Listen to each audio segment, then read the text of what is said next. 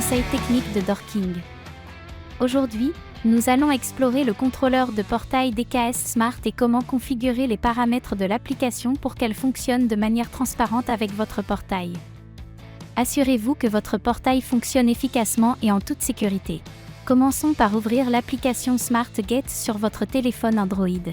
Maintenant que l'application est ouverte, sélectionnez votre appareil Dorking SmartGate pour accéder à son interface. Ensuite, continuez et ouvrez les paramètres en appuyant dans le coin inférieur gauche de l'écran. Pour vous assurer que ces paramètres sont correctement configurés pour votre portail. Sur la page des paramètres, vous trouverez une série de curseurs et de minuteries qui jouent un rôle crucial dans la détermination de la réaction de votre téléphone lorsque le portail s'ouvre ou se ferme. Ces paramètres affectent également les notifications que vous recevez et les boutons disponibles dans l'application. Examinons de plus près ces paramètres. Le premier curseur est généralement désactivé par défaut, mais pour la plupart des utilisateurs, il est essentiel de l'activer.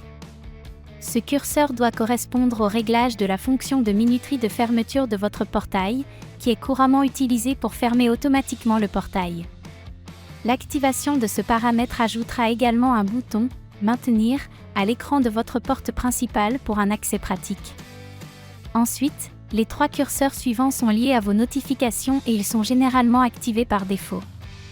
Les deux premiers curseurs déterminent le type de notification que vous souhaitez recevoir pour les événements de fermeture et d'ouverture de portail. Le troisième curseur contrôle si vous recevrez des notifications de bannière sur votre téléphone. C'est généralement une bonne idée de laisser ces paramètres activés afin d'être rapidement averti lorsque votre portail est ouvert ou fermé. Le paramètre « Timer ou alarme » n'est pas utilisé avec notre système. Cependant, le paramètre « Run Timer » est crucial, car il détermine le temps nécessaire à l'ouverture et à la fermeture de votre portail. Par défaut, cette durée est définie sur 10 secondes, mais vous devrez l'ajuster en fonction de la longueur de votre portail. En règle générale, vous devez le régler sur la longueur de votre portail plus 2 à 3 secondes supplémentaires. Si vous recevez un message indiquant que votre portail ne s'est pas ouvert ou fermé dans les délais, cela signifie que votre portail n'a pas atteint sa limite dans ce laps de temps.